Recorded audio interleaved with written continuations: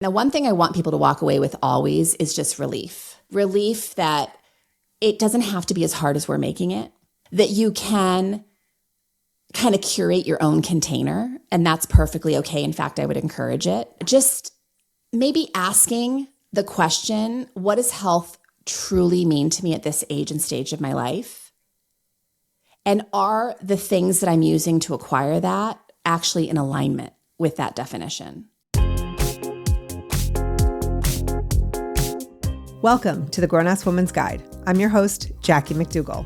I'm talking with Courtney Townley, a health coach, speaker, host of the Grace and Grit podcast, and author of The Consistency Code. She helps women in midlife simplify their approach to health and lead themselves with less overwhelm and more confidence. Who doesn't want that? Today, we're talking about mind and body and how to feel your best, what consistency actually looks like. And we cut through the noise of wellness culture to help you create a more aligned and balanced approach to health. If you are looking for an episode to guilt you and shame you around diet and exercise, this ain't it. We don't do that here. Courtney is a sought-after expert in her field, but that does not mean you should outsource your life choices to her. She's the first one to tell you that. You mentioned experts as consultants rather than saviors. And I may have applauded out loud while reading that. Can you talk about that a little bit? Yeah. I mean, I think especially in the world of wellness, Yes. we are conditioned to believe that someone else has these answers that we could not possibly acquire on our own. Now, please don't hear me saying, and I say this throughout the book, I am such an advocate for hiring the helpers and the healers of the world because I always say healing's a team sport, and I really believe that in my core. We need a lot of people on our team to just help us move in the direction we said we wanted to move in. That being said, when we hire anyone, we have to understand that their zone of genius, it's in a container, right? They don't understand the wholeness of your life. They're an expert in a certain vein of physiology or health, whether that's mental health, emotional health, whatever it is. How that advice fits into the wholeness of your humanity is your work. Meaning we, at the end of the day, have to be the agents of our own life. We have to be really good at discerning whether or not this is something that makes sense to my life right now as I'm living it and all the other things I'm dedicating my life to. And I have just found working with so many women over the years, that's something that we've kind of lost the art of. We don't insource those questions. We just say, oh, well, my coworker did this thing and it worked for her, and therefore I'm going to follow the same protocol and get the same results. Right. And yes, you may get the same result physiologically, like if it's a weight loss thing, you might lose weight. But how does that advice fit into the expanse of the relationships you have with your family and the amount of time that you have to dedicate to organizing your food and even your likes and dislikes of food? Because I think that's something that the diet industry just completely blows past because it's so focused on creating this one result. Right. So I do think that we have to ask ourselves often and much, based on the best of what I currently know about myself and my life, is this useful? And does it make sense in what my life is right now? And a lot of times that answer is no. Yeah. You know? You have to be brave enough to hear that, though. Well, you have to be brave enough to hear it, and I think you have to be brave enough to ask it. Because I think in a lot of ways, outsourcing, it's just less effort. Yeah. Yeah. Right. And so living at a time where we're so, again, conditioned to hustle and work hard and produce and prove, it's really easy not to want to apply effort in that way. Yeah. But there's a cost to that. Absolutely. And do you find that sometimes we see an expert as this, not a human being with their own experiences and their own reason for getting into their expertise and their, your therapist isn't necessarily the healthiest person in the world mentally. Just like your, weight loss coach doesn't necessarily have her own strong, healthy habits. Sometimes I was that coach, right? Right. I share in the book, people hired me because of my physiology. I was lean, I was ripped, I was all the things. Yeah. And my emotional health, my mental health, my relationship health, every other part of my health was a train wreck. Yeah. But because I looked healthy, it's like that was enough to keep signing clients. And that's what we do. We like put experts on a pedestal and we stop listening to ourselves and we just assume like, how many times have you heard in your life, just tell me what to do and I'll do it. And I might be one of the people who has said that to you. Yeah. Well, and here's the thing. I've always said, I don't think it's healthy to live on any end of a spectrum, right? Mm-hmm. Like all or nothing thinking usually gets us into trouble. And so I don't want people hearing that it isn't valuable sometimes. Like if I'm in a really busy season of my life, sometimes it is just easier for someone to tell me how to do my workouts or what I should be eating, or right? Like there are moments where that makes sense. But the reality is there is going to be a large swath of your life where you do not have experts in tow telling you what to put in your mouth, how to move your body. And gosh, if you aren't signed up for a boot camp class or some kind of personal training experience, does that mean you're not going to move your body? Right. So what is happening in the hours outside of working with the helpers and the healers? That's the work that I'm interested in as a coach. Yeah. Because we can hire all the people in the world. And I encourage people to hire the helpers and the healers that they think will truly be beneficial to their life. But it doesn't replace self-leadership. It doesn't replace personal responsibility or ownership of all the moments you're going to be spending alone and how you show up in those moments. Right. I mean, if we're not taking accountability now, when? Yeah. It is time. It is time. And I don't mean like sometimes when I say take accountability and like someone will say to me like, that just sounds like hard and boring and mean. And I find it to be exhilarating when I stop believing my own bullshit. It uncovers new relationships, new challenges that I can overcome. I don't know. I just feel like we're at a time now where we have to get honest with ourselves and act on that honesty and in that integrity. You talk about integrity pains, and we've talked about this many times when you're not living the way you say you want to, right? Yeah. I think it is one of the many gifts of midlife. I know women get so tired of hearing that, but truly the lack of tolerance. Because when hormones are declining, that's literally what's happening is our physiology has less tolerance for stress, for just inconveniences, for frustration, for all the things. Now, there's ways to expand our capacity, right? That's what strength training is. That's what eating well does. That's what moving our body on the regular does. But there is this intolerance that starts to boil within us, not just for other people and outside circumstances, but for our own bullshit. Yes. That's the gift of midlife, is just saying, you know what? I've been lying to myself or avoiding this thing for how many years now? I've been, making excuses or rationalizing my way around this thing for decades. Yep. Maybe it's time to start doing that work. Yeah. Because I've tried everything else and it's not moving the needle. So maybe it's the work that I keep shoving under the rug. Yeah. That I need to finally start leaning into. Absolutely. And this is why I think weight loss is a superficial conversation.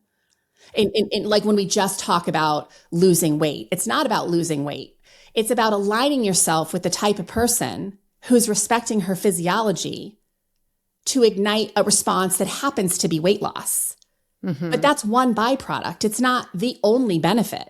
Right. Right? Yeah. Like when you see people online who've lost weight or in your own life and, yes, they look smaller or they look more fit, but it's when you see that confidence, when you see that it's like, I didn't know I could lift that amount of weight. I didn't know I could run a mile. I didn't know I could play with my kids or my grandkids. Like I didn't know that about myself. And I proved something to myself. That's the magic. When somebody does something that they don't believe they can do consistently, it's contagious. You're just like, I want some of that. It's why I talk a lot with my clients about the power of vision. Like when you visualize yourself standing firmly in your own personal power, what does that look like? What does it feel like? How does she behave? How does she make decisions? How does she deal with problems?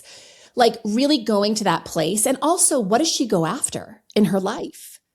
Right? Because I think a lot of women are playing small until they lose the weight or until they have the confidence. And what I think we misunderstand is, no, the confidence is built, by pursuing the thing. And when I have a client say to me, usually at the start of the year, she's really thinking about the year ahead and the things that she wants to take on. And let's just say one of those things is like a career transition. Well, how do you need to take care of yourself in order to make that easier? Right? Like, well, you're probably going to have to get some good night's sleep in order to not be so reactive. Yeah. You're probably going to have to eat well. Like, self-care becomes almost a devotion to the things that you want to pursue rather than just a means to an end, which is a number on the scale. Yes. Right? Like, yes. I'm such a big believer of this whole idea that it's really, like, I always say grace and grit. Obviously, that's the name of my company, right? You need both in order to live with integrity. You need the grace, you need the grit. Because we've seen women use both of those qualities to the point of self-destruction. Women will grace themselves into stagnation. Yes. And women will grit themselves into self-destruction. Yes. Devotion is where the two meet. Devotion is grace saying, you know what, this is where it's acceptance of who I am, where I am, this moment I've arrived at in my life, the amazing things I've created, the work I still have to do. That's grace. No judgment, just honesty and acceptance. And grit is the thing that says, okay, well, we also have work to do. It's like, there's that quote, I think it's Sophia Bush, you get to be a masterpiece and a work in progress simultaneously. And to me, devotion is like the middle ground. It's like, I get to recognize that I'm a masterpiece. And I also have work I still need to do to live my most expressed life. Absolutely. You talk about outsourcing, but also how much have we been outsourcing our why? In that I was journaling one day and I wrote DIFY. Defy, misspelled, but do it for yourself. And I realized, like, anytime I lost weight when I was younger, it was like to look, it wasn't for myself. It was to look good for other people, to look good for my husband, to look good, so I fit into society. All of the things, especially as moms, we're just constantly like, I have to do this and I have to do it for other people. Like my job, I've been programmed. I'm like martyr, and I have to show up for all people. And when I started looking at some of the things that I'm doing, and not just working out and food, but just living. And I started going like, what would it look like if I did it for myself? Yeah. How would this behavior change? And how would it feel? Like, would it feel like such a huge burden and obligation if I actually knew I was doing it for myself or maybe even a future version of myself? Like my journal, we go deep. Like, I have conversations with my 80-year-old self. My 80-year-old self one day was like, just for the record, I'm not guaranteed. And I was like, what? Like, I'm literally having conversations back and forth between 54 and 80. She's like, I'm not guaranteed. What you decide to do today will help me be more possible and be like great if I'm alive. Yeah. But I'm not guaranteed. So I'm relying on you, 54-year-old Jackie, to get your shit together so I can live a long but like fulfilled life. I think it's spot on. I think it's something that a lot of women deeply crave and aren't even necessarily admitting to themselves, that they want permission. Now, I'm not saying permission from someone else, because the only person who can give you permission is yourself. Yes. But permission to put down what was never yours, whether that's a belief or an obligation that you felt or guilt that someone, made you feel. And I'm not a big believer people don't make us feel anything, but we do. Like when we're young, we're sure try. Sure. Yeah. And we're definitely conditioned a lot by the people around us. And so, permission to redecide at any stage in our life that I want to show up differently. Yeah. Permission to not hustle and find more rhythm in my life, where it's like, yes, there's periods of effort, but there's also periods of recovery, right? Permission to like myself. Like, hey, that'd be pretty awesome if I just gave myself permission to like my own presence. Imagine. Yeah, imagine.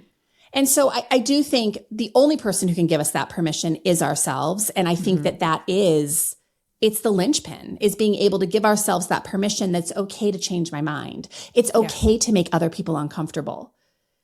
It's okay to say things in relationships in order to help the other person understand how to be in relationship with you in a way that helps you to feel safe and loved and all the things. Like, we go through life thinking these things are just not acceptable. And then what does it cost us at the end of the day? So much stress, so much integrity pain, and all of that's going to manifest in the body in some way.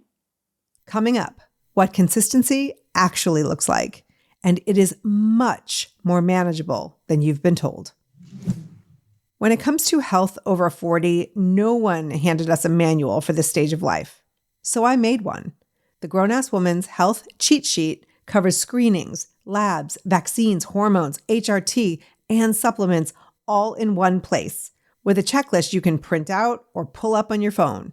Download it at grownasswoman.guide/myhealth and bring it with you to your next appointment. It will make it so much easier. That's grownasswoman.guide/myhealth.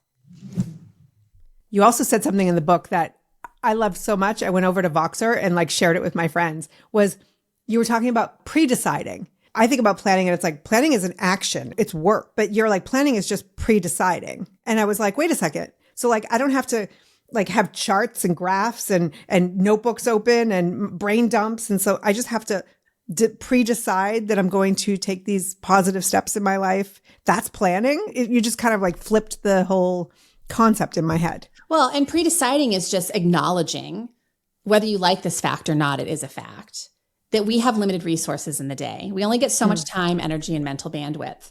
And if you do not put some forethought into how you want to spend those resources, we get really misaligned because we spend those resources in ways that at the end of the day, we're like, damn it, I did it again, right? Or I didn't show up for the thing that I said was most important, or I compromised that thing I said I was going to do for myself. Yeah. And so it's ahead of time. It's not micromanaging every moment of your day, but it's getting clear on the big values and priorities of the day and deciding how am I going to show up in those moments and how am I even going to create those moments? Because I know when it comes to self-care, a lot of women have this attitude when I have time. Right? After the children, whatever, go back to school, or after the tax season, or after the holidays, or we're so good at putting our self-care on the back burner. Yeah. And again, like we were just talking about, considering the bigger vision you have for your life and the way that you want to show up for those people in those places, you better be taking care of yourself. And in order to take care of yourself, you're probably going to have to make some decisions ahead of time. These are the foods that go in my refrigerator because these are the foods that I know just nourish my body. That's a pre-decision. Right. Right? Pre-deciding that, you know what, I keep saying I want to work out or go for a walk at lunchtime. How do I need to organize my schedule in order to make that happen? Right. I want to get in bed by 10 o'clock at night because I'm oversleeping. I keep hitting the, snooze button on my alarm. And then I negotiate the things that I planned for the morning. So how do I get out of that pattern? Those are all pre-decisions. And look, just deciding doesn't make it happen. We all know that. But it is 101. We have to be aware of the decisions that need to be made so we know what we are or are not following through with. Right. It could be as simple as not to make this whole episode about me and my journal, but in the morning, I will literally write down must and just underline it. And that must might be spend time with one of my kids or take them to a doctor appointment or go to dinner with my husband but it also might be go to the gym and go for a walk with my friends like I do. Yeah. So those are two of my things. And then there might be one work thing on there. I don't put everything that I've ever dreamed of doing on my must list for the day. Yeah. It's literally the non-negotiable things that I know are best for me. Yeah. And if they're written down there, they must happen. And sometimes it's only one thing. I think when we get over 3, you're probably overcommitting. You're setting the bar too high and you're probably going to drop something. Yeah. And then it's not actually a must. It has to be something that has to be done that day. And then, I'm also working with an ADHD brain and I'm like, okay, I'm really trying to live my life in a way where I'm not high on, look at me, I'm getting it all done and crashing and burning for the next 5 days. Cause we know that doesn't work. So let's go back to the book, The Consistency Code, which I just happen to have right here. Oh, so crazy. So I think a lot of us, when we think about consistency, it's every single day I must do this thing. Like, what does consistency mean to you? Yeah. I wrote the book and the title is what it is because it's all about consistent self-honoring. That's what it's about, right? Yes. It's not, I think, again, not the consistent punishment. Yeah, no, please no. But I think the fitness and wellness industries have done a really good job at sort of putting it in our brains that consistency is doing the same thing over and over again until you die, right? You must lift weights 3 days a week for 45 minutes, 3 sets, 15 reps forever. That's just the way. Yeah. That's not what the book's about. The book is about honoring that every season of your life, every age and stage of your life is going to require a different level of self-care. Because self-care doesn't always look the same, because life doesn't always look the same. Stress levels aren't always the same. And so when I have not slept well, and I have massive amounts of mental stress, and I'm short on time because I have big projects at work, whatever it is, my self-care is going to look very different than in a season of having lots of time and very low stress and great night's sleep. And in midlife, I think this becomes especially relevant because our resource availability is changing all the time, right? Like some days we have loads of energy and some days we have really low energy. Yeah. And I think that idea of consistent self-care, like consistent self-honoring, it gets us out of the all or nothing mentality, right? That I just can't do anything today. No, we just have to dial down what you committed to. Or maybe it's time to turn up what you've committed to. Right? But it is that constant insourcing of asking, what is my resource availability today? You know, like, do I have a lot of energy? Do I have time? What's my stress level like? I mean, these are things I think we just constantly bolt past as women because we are conditioned to be all things for all people at all times. That's success. Yes. So how's that working for you in your health? Yeah. Because I've never met a woman who is doing well under that belief system. I meet a lot of burnout women under that belief system. Yeah. So how do you acknowledge those things about yourself without telling yourself a load of crap of like, you know? So I love that you asked this because we just completed a challenge in my community. And one of the questions that I finished with, because I was genuinely kind of wrestling with this question myself and wanting to know what other people thought, was how do you know the difference between grace and an excuse? Yes. How would you answer that? Just out of curiosity. You know, it's interesting because I've done a lot of work on myself over the past few years. Yeah. And I've been going consistently to the gym. Yeah. And I'll tell you why, because it's 10 minutes away and it's a 30-minute class and it's a HIIT workout. And I just do what they say. Yeah. And I started super light and there's so many choices of weights that I can go up, but I can also go down. If I have a day where I'm like, I'm not feeling my best, I'm going to go down and wait and I'm still going to show up. So anyway, to answer your question, because I used to be just, let's call it what it is, full of shit. And I'd be like, oh, I'm not feeling well today. But in actuality, I just didn't want to go. Yeah. So I believe in radical honesty. I will wake up occasionally and go, I'm not going to go today. I'm actually tired. Physically, like my body is tired and it needs recovery. So I don't know the answer to it other than sometimes it's in my journal because like all my BS comes out in there because I'll literally write like, should I go to the gym today? It's like, you are exhausted and you've been pushing it and you didn't get enough sleep. And like, it wouldn't be a bad day to take it off. And in other times it's like, yes, of course you should. You just want to sit here and play your Wordle and drink your coffee, but get up, like you go to the gym. I don't know. I guess my answer is just like really getting honest with myself. I'm not the same person who used to lie on the regular to myself just to get out of things that might be challenging. Yeah, because you got intolerant of your own BS at some point, right? Like, boom, there you go. So, and you're that was a very much more succinct, short, amazing way to say it. The root of the answer is always radical honesty. And again, we don't love to do it. And here's the other thing. I think a lot of us just have a practice of telling ourselves a lot of white lies over the years to the point that we almost believe our own BS, right? Until we kind of look at the evidence in our life and we're like, okay, clearly I'm not being honest about something because I keep getting the same result. Yeah. So there's two answers to that question that I really love. The first answer is like, again, the difference between an excuse and grace is how you feel on the other side.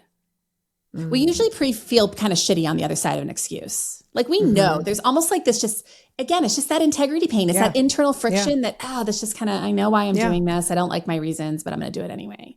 Right? Where grace, it's like, if I give myself the grace to not do something tonight, let's just say I cancel a social engagement so I can go to bed earlier because I'm really tired. I feel really good about that decision. Yes, I mean, I don't like disappointing other people in that way, but I also know why I did it and I like my reasons. Yeah. The other thing is an excuse just keeps you in a spin cycle of stuckness, where true grace actually helps you to pull back so you can push forward again. Right? That's what grace does. It says, hey, girl, we're feeling a little off today. You might be getting sick and you've been under a lot of pressure. Let's just go for a 20-minute walk instead of going to the really aggressive class today. And then tomorrow we'll get restarted. And tomorrow, lo and behold, you feel better and you're like, that was such a good decision. Right? You make a good point though, too, with go for the walk. There's very few times that anyone would ever regret going on a walk. It's so true. And Jackie, you're such a beautiful example of this because knowing you as long as I have and watching your own health journey and having discussions with you, even what you just shared, you found a container that made sense to your life, which was you picked a gym that was close. You picked a class that was only 30 minutes, not an hour. I would not be going there anymore if it were an hour. Yes. You also are allowing yourself structured flexibility within that container, that being able to choose different weights based on the resource availability. Brilliant.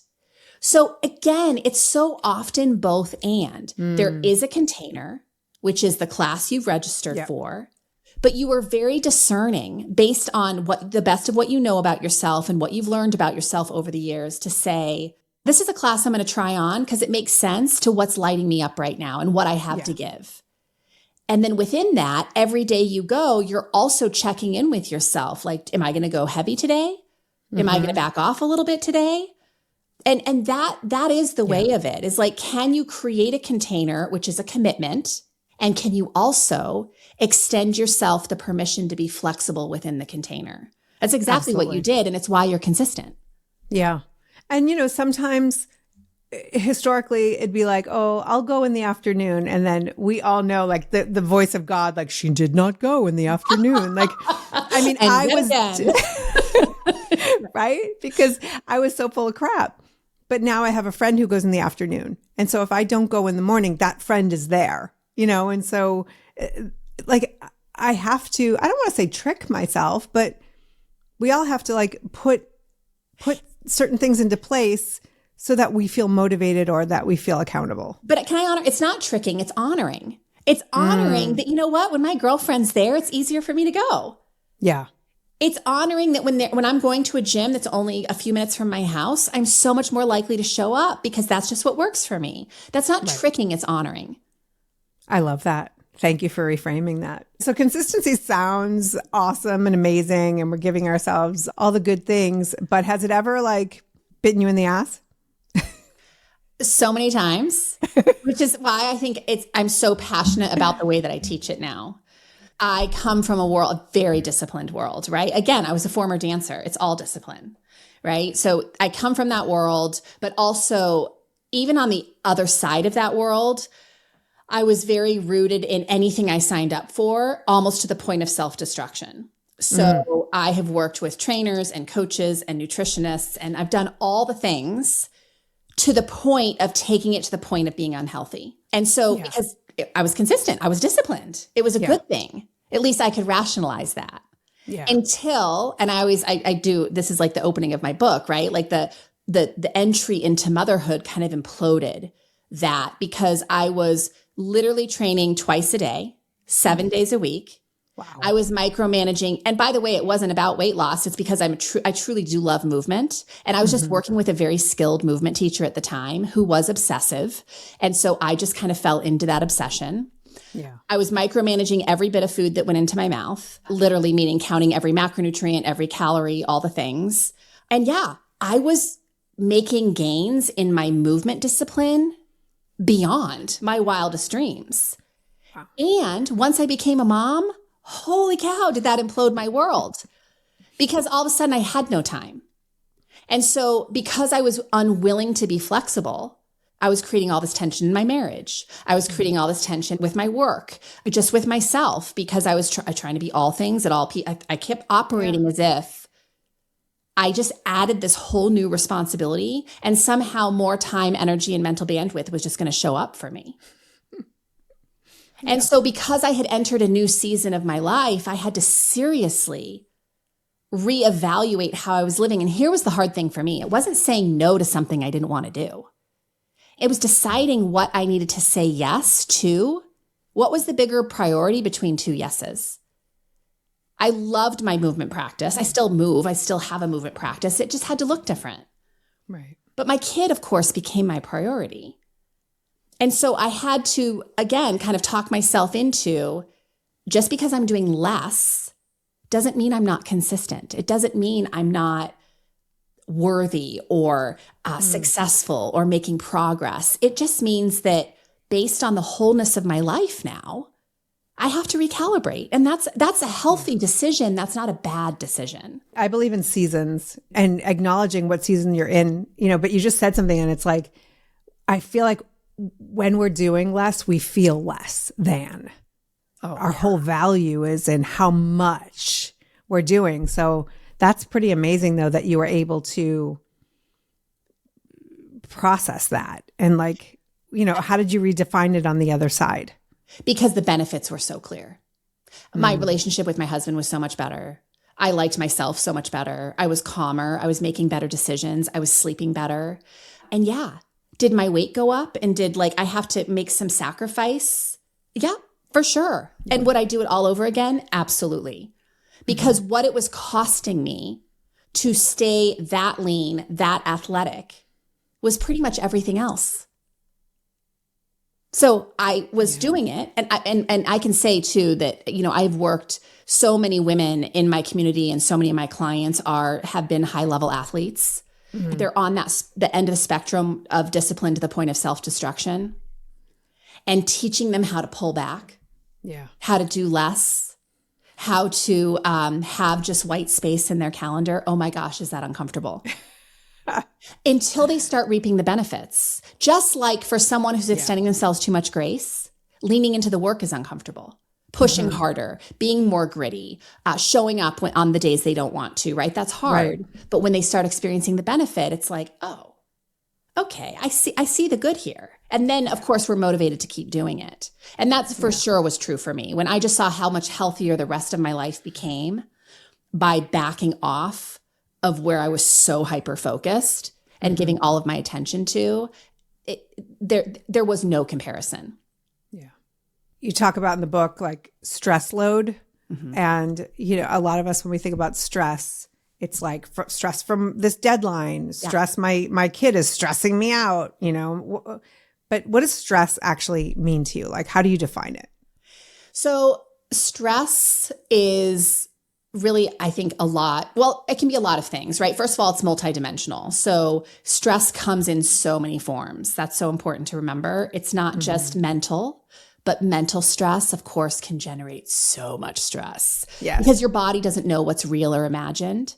So all your worries, all of your uncertainty, all of your worst case scenario imagining is generating a stress response in your body. That is very important to know. Mm-hmm. But relationships cause stress. And I don't just mean with other people, your relationship with food, with exercise, with the natural world. Do you ever spend time outside? This day and age, I think that's a really important thing for people to consider. Our relationship with time, all of that has the capacity to help us either soften stress or amplify stress. The environments we spend time in can cause stress. Mm-hmm. But also stress is dynamic. It's always changing, right? Because all these things in our life are always changing. So stress is not a static thing. It's also not a good or bad thing. It's not binary. So there is stress that depletes us, known as distress, right? So that is just thinking about the girl in 8th grade that was such a jerk to you all the time. That's just unnecessary stress, right? It's causing distress, but it doesn't really have any benefit on the other side.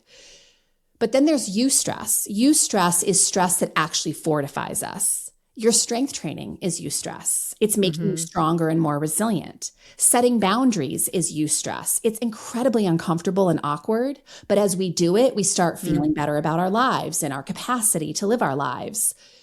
So the old formula for health, and this I talk a lot about in my book, I believe was the eat less, exercise more equation. My God, how often was that crammed down our throat, and still is.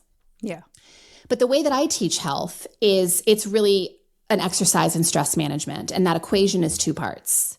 Number one, we have to reduce unnecessary stress in our life. So where are you responsible for your own suffering in your life right now? That is the question. And we have to take radical ownership of those spaces and places.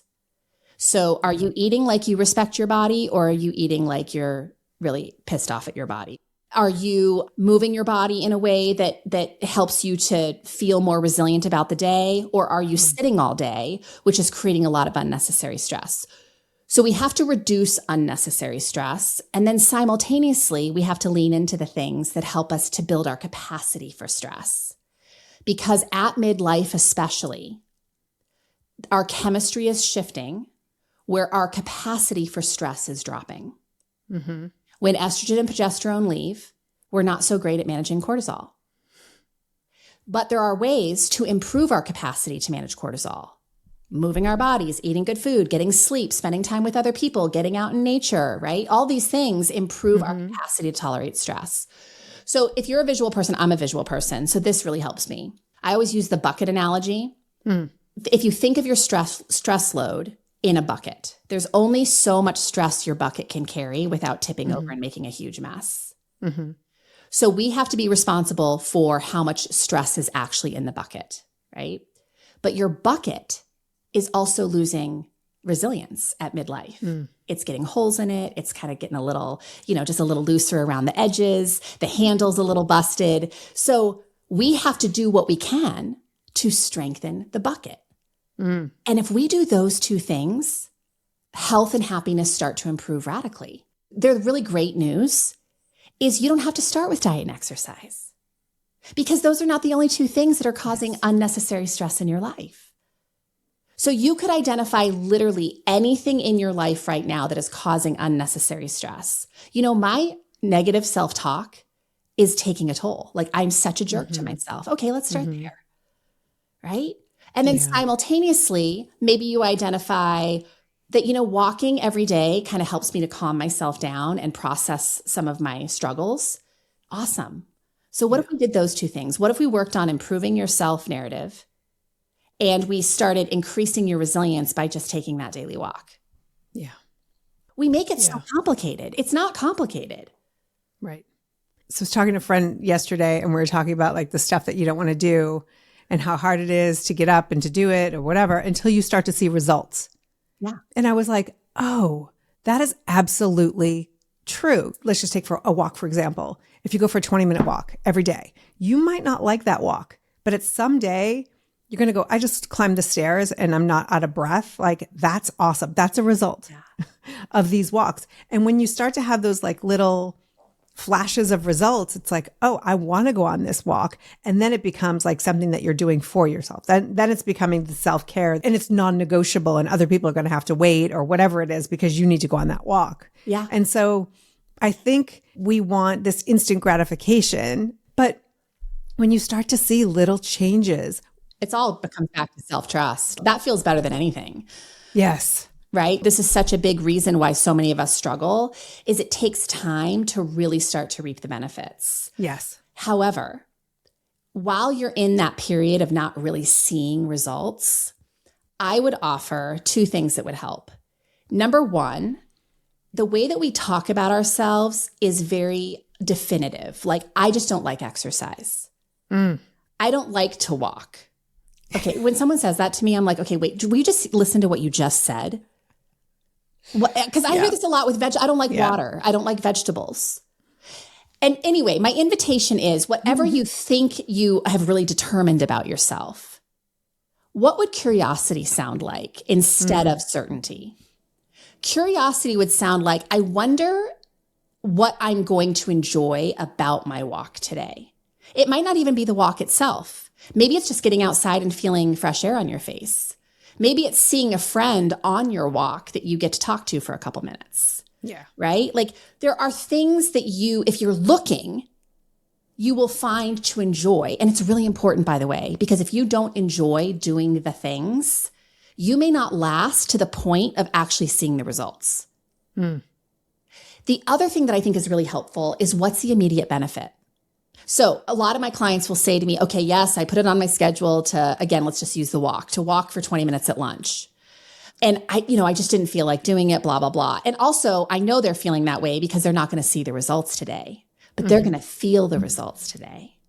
Because by going for that walk, they come back to their computer and they're problem solving better. Maybe they solved a problem on their walk.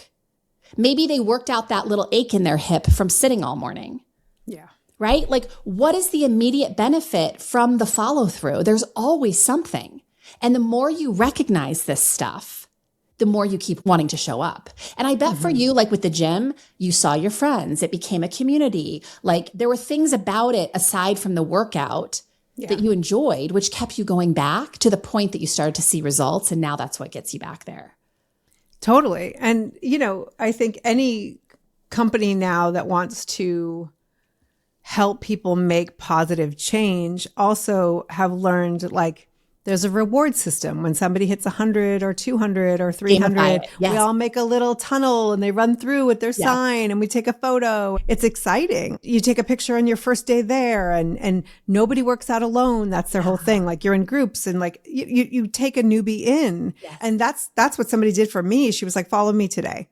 And so I think that if you're trying to work with people in behavior change, you kind of do have to gamify it or at least make it a little more interesting than just like play and fun and joy and community, connection, all of that. Like we forget those as nutrients, but those are nutrients, not just for kids. Yeah. Like they feed us as adults and they make us want to keep going back.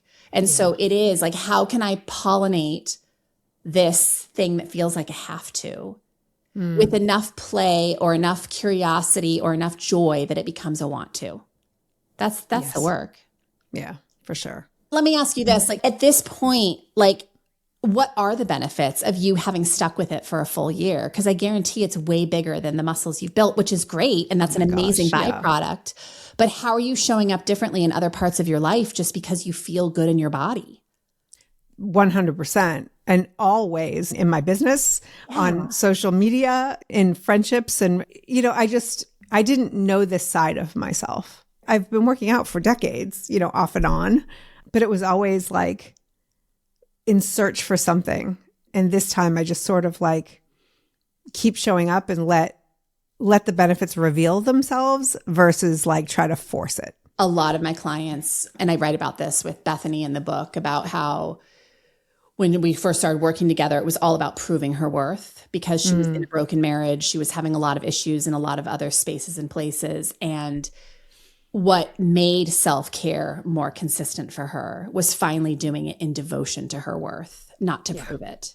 Yes. And that is a big difference in the wellness industry, that if I could gift all women one thing, it would be that. Like going about weight loss or whatever the thing is for you that you're pursuing, if you're doing it to prove your worth, which I would argue a lot of people are, how can we reframe this to really make it devotion to your worth? Because that's sustainable. The proving, if you don't feel like you have worth now, I hate to break this to you, but you're probably never going to feel that way. I don't care what you create on the other side in terms of an outcome. Yeah. Because you are already worthy. So let's take care of ourselves in devotion to that worthiness. Yes. I love that so much. I think I did an episode on this like many, many years ago, but talking about like if you walked into a nursery at a hospital and there were 10 babies and I was like, point out the baby that's not worthy. Oh. It's like, you can't, they're little babies. But yet we sometimes walk through the world as if like everybody else, every other baby's worthy, but we're the only ones. Tell me why you are the only person in the world who's not worthy of going after your dreams and your goals, who's not worthy of committing that time and that effort to yourself. Like, of course you are. And I'm so sorry that you have been living a life maybe around some people, maybe in your childhood, who have maybe convinced you of this lack of worthiness, but you were born with it and it's still there. And so the job is to uncover and like chip away at all the bullshit that you have been listening to your whole life to get back to that worthy little baby. It's the unbecoming. Right? Like I always say, that's so much of the work around health is unbecoming. The beliefs that were never yours, the conditioning that was never yours, the self-soothing that you had to do in order to get past stuff that was never yours. Like so much of health is exactly that. It's the unbecoming. Yes. And you talk about our thoughts and that like we treat them like they're facts. Right? I have a thought about myself, so that must be true. Can you talk to me a little bit about that? Yeah. Well, I will just say this, like from the outset, do not co-sign on every thought you think, because thoughts are just that. They're passing through. And a lot of thoughts that you think are thoughts, they're words that came in through a doorway. And that doorway wasn't something you consciously chose. So I always use the example of when I was in high school, I had a math teacher who told me that I would never be able to work for myself because I always needed to be told what to do. And oh my gosh, did I borrow that belief for a really long time, right? I worked for a lot of people doing a lot of things, always having that internal knowing I could do this myself. But because he told me that, I like adopted it. I co-signed on the belief. Yeah. And it wasn't until I started questioning the belief, like, where did that even come from? Why do I think that way? Is it useful to what I want to create in my life? The answer was a strong hell no. So why would I continue to think it? But because, I mean, man, if we could teach kids one skill, I really think it would be that we have so much power over our self-narrative, and the way that you talk to yourself will govern your life, period, full stop. Yes. So if you do not find ways to cheerlead yourself, talk yourself into the work rather than out of it, like really build a solid friendship with the mean girl, right? Like I would call her the mean girl. We don't want her to be the mean girl. We want her to be like a friend. How do we mend that relationship? And a big part of that is exposure. Like you talk about your journal work. That's what you're doing when you're journaling. You are literally coaching yourself into thinking in ways that are useful to you. Because pen to page, actually, there's like science behind this. It helps to reveal a lot of our subconscious thinking. Because we think we know what we're thinking. But when we actually put pen to page and just write for 5 minutes, there's a lot that comes up on that page where you're like, ooh, I did not see that there. You know? Yes. But exposure is like literally like 101 in healing. Like it's the very first step of just saying, oh, it's so interesting that I think that. Why am I thinking that? Do I want to keep thinking that? And it's kind of like, you know, I'm cleaning out some rooms in my house right now. And like my approach is to take everything out of the room and then decide what I want to put back. And I feel that way about our thoughts sometimes. Like when I just do a massive brain dump on a piece of paper, I just get to consciously decide what actually deserves real estate in my brain. And it's not all thoughts, but thoughts become behavior. This is so important to know because our thoughts have a massive impact on our emotional landscape, and emotions drive behavior. So if we always hear this, I just do it. It's all about the action. That's all it is. It's not motivation. It's none of the other things. It's just action. I call bullshit on that because what drives behavior? What drives action? Are you working on that? Because it's thoughts and emotions. So if you aren't working with the predecessors of action, action isn't enough. Because, and again, I'm emphatic about this because I worked in the realm of fat loss for a decade. And I was really good at giving women a list of rules and regulations to follow and lose a tremendous amount of weight. And so many of them rolled right back to where they started. Why? Because they never did the work of thought. They never changed their self-narrative. They never changed their relationship with emotion. So I wasn't teaching them the things that drive action. So all that to say, I think that we can kind of blow past it. I understand the importance of it because I hear this a lot from my clients. I understand the importance of it. I just don't have time to do it, or I'm not making time to do it. because it just seems so overly simplistic. But those two skill sets, I truly believe, are two of the most potent self-leadership skills a person could ever learn. To manage your self-narrative in a way that's useful and to befriend every emotion you ever feel as a human. That is, how do you do that? You allow it a seat at the table. It doesn't mean you have to let it move in, set up camp, stay for the next 12 years. It means that emotions will knock because that's the human experience.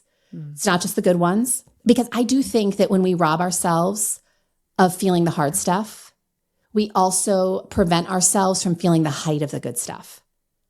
How you treat any emotion is how you treat all emotion. And so when we push fear out the door, when we push, disappointment out the door, we just ignore it. And we ignore it, by the way, by drinking and eating and doing a lot of buffering. We also are simultaneously really robbing ourselves of feeling really the depth of joy and the height of excitement and all the other stuff too. So every emotion deserves a seat at the table. And emotions are just messengers. They're just saying, hey, I've got some intel about your life and you might want to do something with it. You might not. But the intel could be your self-narrative. The intel could be that something really matters to you. The intel could be that you're feeling grief because something ended. These aren't bad things. They're just a part of being human. And if we can embrace them and feel them, we're a lot less likely to do things that harm our health in the long run. Right? The online shopping or the whatever your vice is. We all have a vice that we tend to turn to when we're feeling hard stuff. For sure.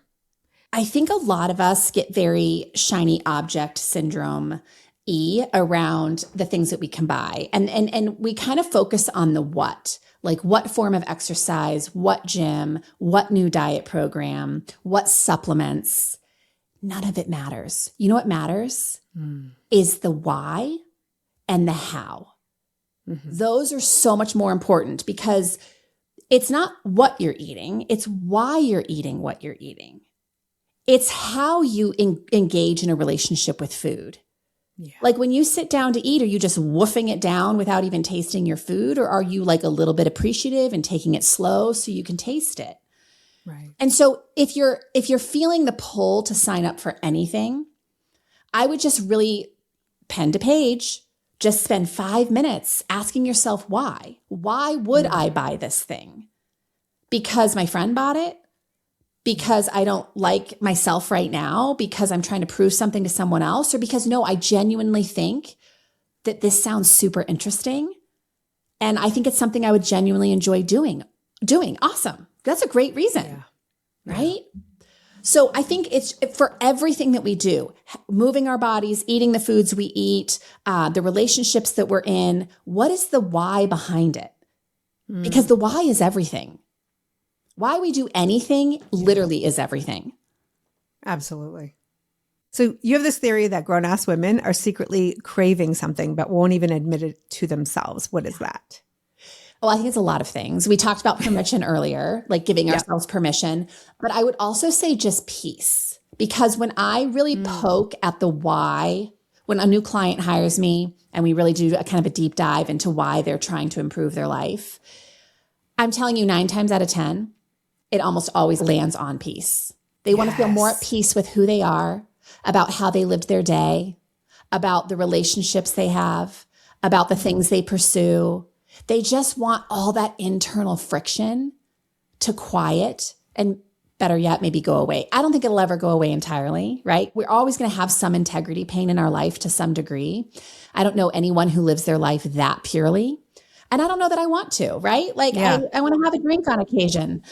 Yeah. I think a healthy amount of integrity pain is okay. Yep. I agree with you. Totally. But I think that peace in general is what most of my clients are after. They just want to feel at peace with their life. They also want rhythm in their life.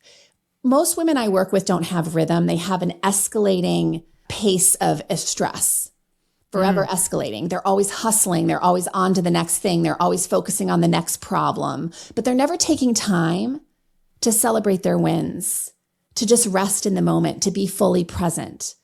And I think we can have both. We can have the moments of effort and the moment of recognizing and restoration. And that is the way the nervous system is meant to work, by the way, in oscillation, not in consistent escalation. Yeah, that's so good. I mean, that's the word. Right? I've never found a better word. Yeah. It's peace. So good. I think we're all, especially at this Asian stage, just like, we've been giving pieces. Now it's time for our piece. To piece ourselves back together in a way. Because I feel like there's a lot of self-abandonment by the time we've arrived at midlife. We have really mastered the skill of abandoning ourselves. And often under the guise of we're being you so good for other people, as if there's some sort of reward at the end of the day. Yeah. And how good can you be for someone when you're a partial person? Right. Right? Partial person. Yeah. Like when we aren't our whole selves. So yeah, I do think that there is that putting ourselves back together at midlife to say, no, it's okay for me to be whole and to do what I need to do to recreate that.